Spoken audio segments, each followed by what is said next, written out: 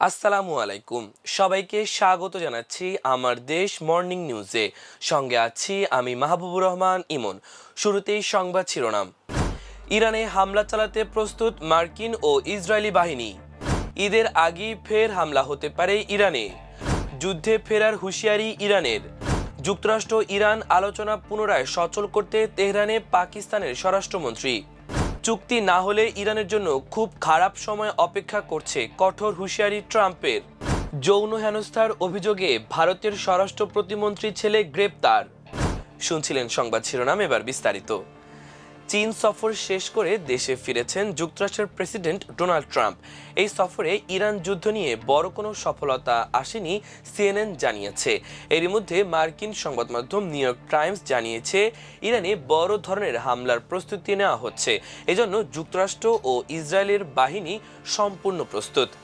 President Trump সবুজ সংকেত দিলেই হামলা শুরু হবে।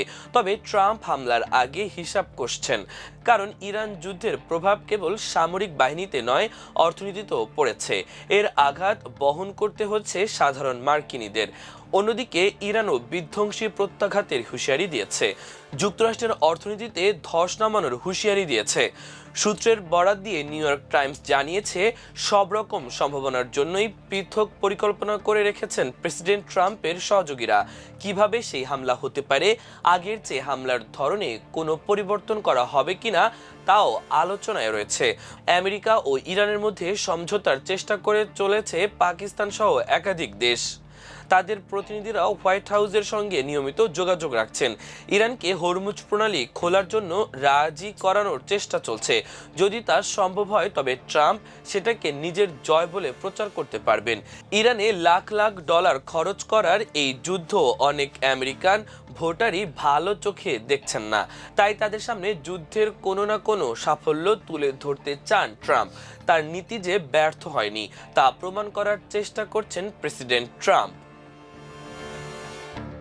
যুক্তরাষ্ট্র ইসরায়েল ইরানের বিরুদ্ধে আবারও সামরিক অভিযান শুরুর প্রস্তুতি নিচ্ছে বলে জানিয়েছে নিউ ইয়র্ক টাইমস। শনিবার এক প্রতিবেদনে দাবি করা হয়, সূত্রের তথ্য অনুযায়ী ঈদুল আজহার আগেই এ হামলা হতে পারে। প্রতিবেদনে বলা হয়েছে, আগামী সপ্তাহেই ইরান নতুন হামলার মুখে পড়তে পারে।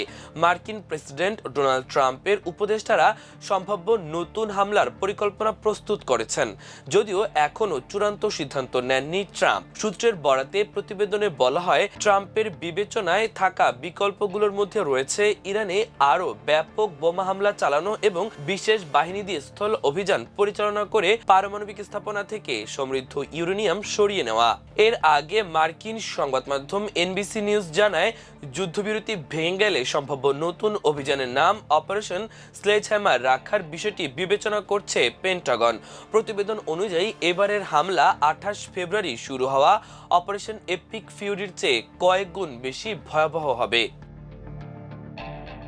আলোচনা ব্যর্থ হলে যুক্তরাষ্ট্রের সঙ্গে সরাসরি সামরিক সংঘাতে ফিরতে ইরান প্রস্তুত রয়েছে বলে জানিয়েছেন দেশটির পররাষ্ট্রমন্ত্রী আব্বাস আরাকচি। তিনি বলেন, যুক্তরাষ্ট্র ইসরায়েল যুদ্ধ শুধু মধ্যপ্রাচ্যকে ক্ষতিগ্রস্ত করেনি, এর প্রভাব সাধারণ মার্কিন পরিবারগুলোর ওপরও পড়েছে। গতকাল শনিবার আল জাজিরার এক প্রতিবেদনে এ তথ্য জানানো হয়েছে। এক্সে দেওয়া এক পোস্টে আরাকচি লেখেন, আমেরিকানদের বলা হচ্ছে ইরানের বিরুদ্ধে পছন্দের এই যুদ্ধের ক্রমবর্ধমান খরচ তাদেরই বহন করতে হবে। পোস্টের সঙ্গে তিনি মার্কিন ট্রেজারি বন্ডের বাড়তে থাকা সুদের হারের একটি ছবিও যুক্ত করেন। গত 28 ফেব্রুয়ারি সংঘাত শুরু হওয়ার পর থেকে হরমুজ প্রণালী কার্যত বন্ধ হয়ে যাওয়ায় যুক্তরাষ্ট্রের জ্বালানি ব্যয় ও মূল্যস্ফীতি উল্লেখযোগ্যভাবে বেড়েছে।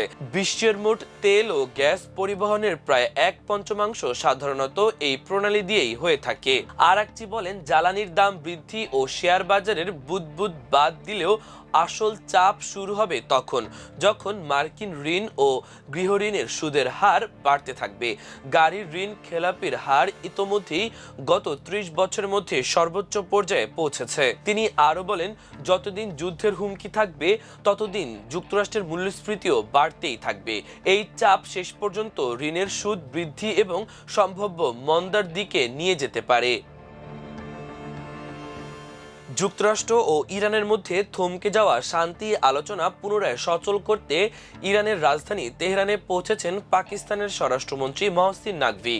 ভঙ্গুর যুদ্ধবিরতির মধ্যে দুই পক্ষের আলোচনা যখন প্রায় ভেস্তে যাওয়ার মুখে, ঠিক তখনই মধ্যস্থতাকারী হিসেবে পুনরায় এই তৎপরতা শুরু করেছে পাকিস্তান।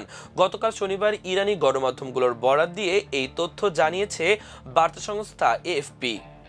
ইরানের আধা সরকারি বার্তা সংস্থা তাসনিম নিউজ জানিয়েছে, আঞ্চলিক শান্তি প্রতিষ্ঠা এবং মার্কিন ইরান শান্তি আলোচনা এগিয়ে নেওয়ার অংশ হিসেবে 2 দিনের সফরে আজ ইসলামী প্রজাতন্ত্র ইরানে এসে পৌঁছেছেন পাকিস্তানের স্বরাষ্ট্রমন্ত্রী মহসিন নাকভি। তেহরানে পৌঁছালে মহসিন নাকভিকে স্বাগত জানান ইরানের স্বরাষ্ট্রমন্ত্রী ইস্কান্দার মোমেনি। উল্লেখ্য, কিছুদিন আগে পাকিস্তানের সেনাপ্রধান ফিল্ড মার্শাল আসিম মুনির তেহরান সফর করেছিলেন। এর কয়েকদিনের মাথায় এবার দেশটির স্বরাষ্ট্রমন্ত্রী তেহরান সফরে এলেন। ইরান ও যুক্তরাষ্ট্রের মধ্যকার শান্তি আলোচনায় দীর্ঘদিন ধরে মধ্যস্থতার চেষ্টা করে আসছে ইসলামাবাদ। গত মাসে দুই দেশের উচ্চ পর্যায়ের প্রতিনিধি দলকে নিয়ে পাকিস্তানে একটি গুরুত্বপূর্ণ গোপন বৈঠকও অনুষ্ঠিত হয়েছিল। তবে সেই বৈঠকে কোনো সমঝোতায় পৌঁছাতে পারেনি যুক্তরাষ্ট্র ও ইরান। শীঘ্রই কোনো শান্তি চুক্তি না হলে ইরানের জন্য খুব খারাপ সময় অপেক্ষা করছে বলে কড়া হুঁশিয়ারি দিয়েছেন মার্কিন প্রেসিডেন্ট ডোনাল্ড ট্রাম্প। ফরাসি গণমাধ্যম BFM-TV-কে দেওয়া সাক্ষাৎকারে তিনি কথা বলেন। ট্রাম্প বলেন, ইরানিদের জন্য একটি চুক্তিতে পৌঁছানোই সবচেয়ে ভালো হবে। তারা যদি তা না করে তবে তাদের খুব খারাপ সময়ে পার করতে হবে।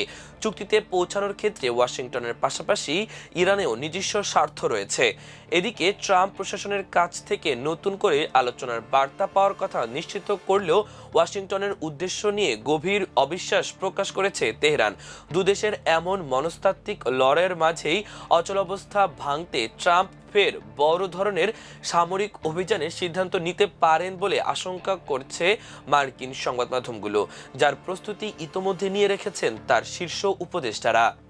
মার্কিন সংবাদ মাধ্যম নিউ ইয়র্ক টাইমসের এক প্রতিবেদনে বলা হয়েছে, ইরান সংকট নিয়েই যে কোনো সময়ে বড় ধরনের কোনো সিদ্ধান্ত নিতে পারেন প্রেসিডেন্ট ডোনাল্ড ট্রাম্প।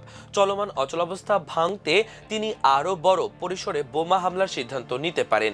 এমন আশঙ্কা থেকে মার্কিন শীর্ষ উপদেষ্টারা ইতোমধ্যে পুনরায় সামরিক অভিযান শুরু করার একটি রূপরেখা তৈরি করে রেখেছেন। উল্লেখ্য, এর আগে ইরানের পারমাণবিক কর্মসূচি নিয়ে আলোচনা চলাকালেই যুক্তরাষ্ট্র দুবার দেশটির ওপর সামরিক হামলা চালিয়েছিল। প্রিয় দর্শক, আমাদের আজকের মর্নিং নিউজের আয়োজন এ পর্যন্তই। সবাই ভালো থাকুন, সুস্থ থাকুন, আমার দেশের সঙ্গেই থাকুন। এতক্ষণ সঙ্গে থাকার জন্য অসংখ্য ধন্যবাদ। আল্লাহ হাফেজ। এক কিশোরীকে যৌন হেনস্থার অভিযোগে ভারতের কেন্দ্রীয় স্বরাষ্ট্র প্রতিমন্ত্রী বন্দি সঞ্জয় কুমারের ছেলে বন্দি ভাগীরথকে গ্রেপ্তার করেছে তেলেঙ্গানা পুলিশ।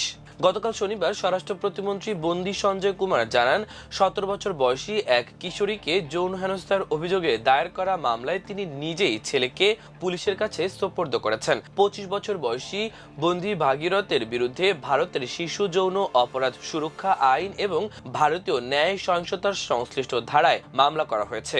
ঘটনার বিষয়ে সামাজিক যোগাযোগ মাধ্যম এক্সে দেওয়া এক পোস্টে সঞ্জয় কুমার বলেন, আইন ও বিচার বিভাগের প্রতি শ্রদ্ধা রেখে তার ছেলে তদন্তে অংশ নিতে পুলিশের কাছে হাজির হয়েছে। তিনি আরো বলেন, সে আমার ছেলে হোক কিংবা সাধারণ নাগরিক, আইনের চোখে সবাই সমান। একই সঙ্গে তার দাবি, শুরু থেকেই তার ছেলে নিজেকে নির্দোষ বলে আসছে এবং আইনজীবীদের পরামর্শ অনুযায়ী তারা আইনি প্রক্রিয়ার মাধ্যমেই বিষয়টি মোকাবেলা করতে চান।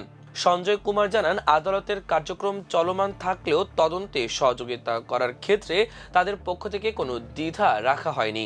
বিচার ব্যবস্থার উপর পূর্ণ আস্থা রয়েছে বলেও মন্তব্য করেন তিনি। ভারতীয় সংবাদ মাধ্যম NDTV-র প্রতিবেদনে এ তথ্য জানানো হয়েছে।